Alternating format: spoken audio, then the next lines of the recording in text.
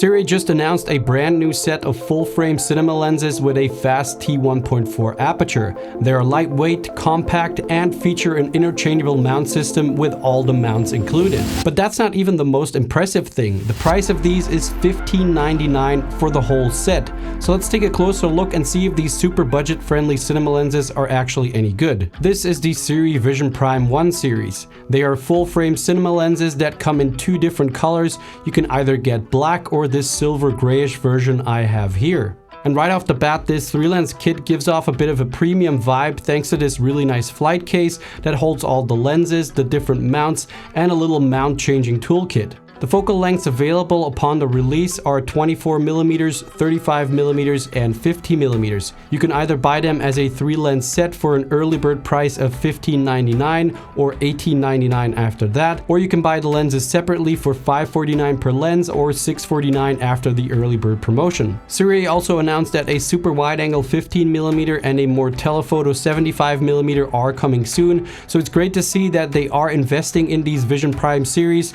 and perhaps expanding on the series even more.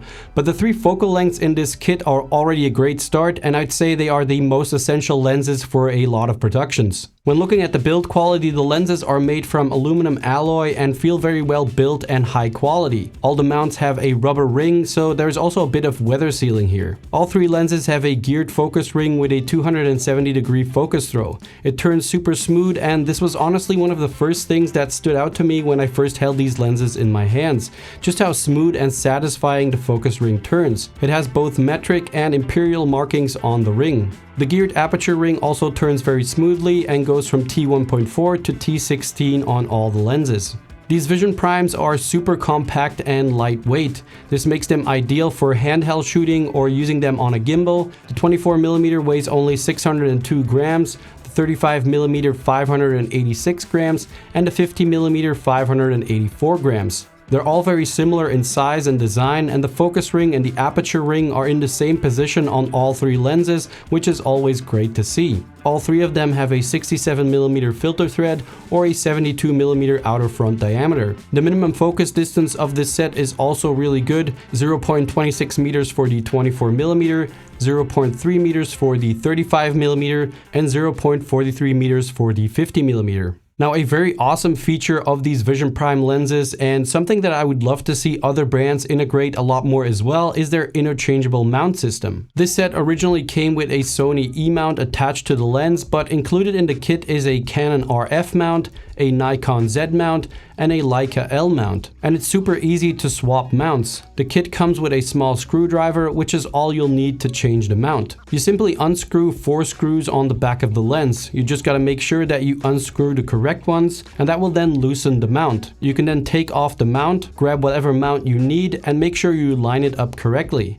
Then simply screw in the 4 screws again and you're good to go. This interchangeable mount system makes the Vision Prime super versatile but also cost effective. Especially if you are someone who works with multiple different camera systems, it means you'll have this set available for all your cameras and you won't even need any adapters. I've been using the lenses on my Lumix S5 IIX and a Blackmagic Pixis that both have L-mount, but I can just as well swap over to the E-mount and use it on my Sony A7 IV. Alright, now let's have a look at the image quality that these lenses produce. We'll go over a few tests and also look at some real-world test footage that I shot with these lenses. When it comes to sharpness, there is a bit of a difference between these 3 lenses. The 24mm actually starts off pretty good with reasonably good sharpness throughout the frame, wide open at T1.4. And the sharpness in the corners does get better when closing down the aperture. However, from about T4, I noticed the center of the frame is actually losing sharpness. T8 is very blurry and T16 is pretty much unusable in the center. The corners are still pretty good, but the center is just not sharp at all. Now, I don't really know what might be causing this. I'm not a lens technician, but it could be some sort of focus shifting happening when closing down the aperture. Or maybe I just have a faulty copy of that lens. This was, however, only the case with the 24mm. When looking at the 35mm, the results are better and more what you'd expect from a budget lens like this. It's a bit soft wide open at T1.4, also in the center, but then from T2 or T2.8, it it starts to sharpen up, and from T4 we get a sharp image throughout the frame. I would say that the 50mm is the best performing of the bunch. Wide open at T1.4 it's also quite soft, but then at T2 it sharpens up really well in the center. And from T2.8 the corners are also looking pretty sharp. When it comes to color consistency, this set performs really well. I couldn't see any color shift between the three focal lengths, so that is really good for lenses in this price range. Also, in terms of focus breeding, these lenses performed really well. The 24 and the 35mm show almost no focus breeding.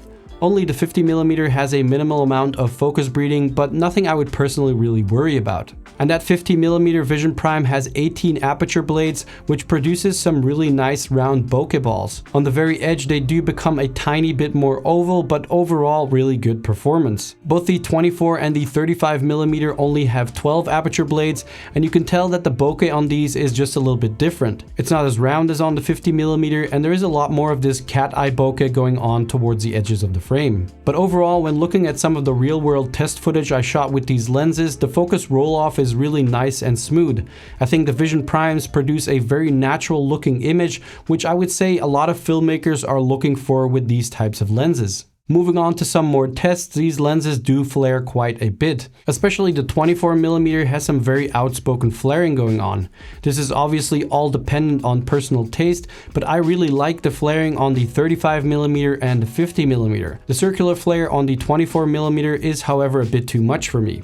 When it comes to chromatic aberration, there is a noticeable amount of lateral chromatic aberration from about T1.4 to about T2, and it cleans up a bit from T2.8. And this was the case for all three of these lenses. The longitudinal chromatic aberration, or LOCA, is very well controlled on the 24mm and almost not visible. On the 35mm you are starting to see it a bit more in these tests, and also on the 50mm there is a bit of LOCA going on. But overall I didn't find the chromatic aberration disturbing or very noticeable in any of my real world test footage. There's also no vignetting visible on any of these lenses, even when shooting in open gate, so using the entire sensor, there is no sign of vignetting throughout the set. Looking at the distortion of these lenses, again all three of them perform really well.